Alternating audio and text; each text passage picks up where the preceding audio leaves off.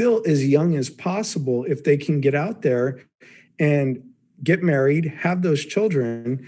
Well, for the most part, those children are going to be grown by the time they're 40, 45 years old. And being in that age range, I'm not dead yet. I could change careers. I could do whatever I wanted right now. I could start a brand new career and still have plenty of time to be successful in that career.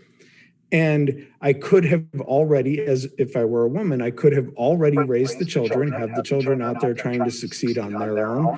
And now I could be going and building my name for myself, having already done that. And then I would never have that feeling like, well, I have to hurry up, or I'm going to miss out on something, or I have missed out on something. I would just be able to relax into it. And of course, traditionally with the man fulfilling his role of going to work as is traditional, he would be happy to continue that usually, because then, at that point, then you have grandkids that start showing up or whatever it might be. And so those roles just evolve, but now we've just totally smacked them all down and there is no real organization to it anymore.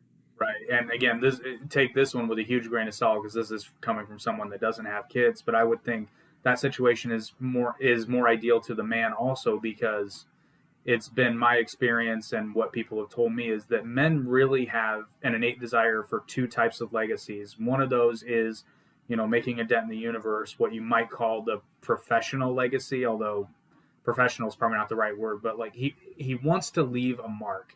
He wants to make a mark in the world that he can at least somewhat be remembered for. And then there's his genetic legacy, in this case, children.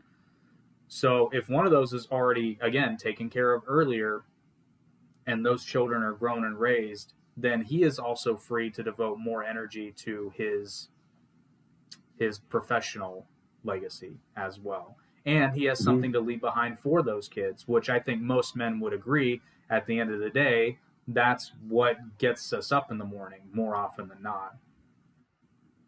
Yeah, men get a really bad name from the bad ones that are out there, but it's been my experience that most men are very, or at least do the best we can to be very honorable. And there is that big desire to be caretakers and to leave that legacy. And society, a lot of times, this goes back to what I said before about allowing that masculine and feminine by the other person acting that. We don't get to fulfill our role. We don't get to be that provider. We don't, the government, that's a big one as far as the government being the relationship of all women. So the government is like the ultimate mega Chad. And so women know that if they don't feel like working it out with the guy, they can just go to this upgraded guy and, he's going to take care of all their needs. It's really become very difficult for women to fail, which is actually another, anytime this makes me really sad for what this has done to women as well too. And this goes into more like affirmative action fits into this as well. Is anytime you don't allow someone to fail, you infantilize them. You keep them at a more childhood level.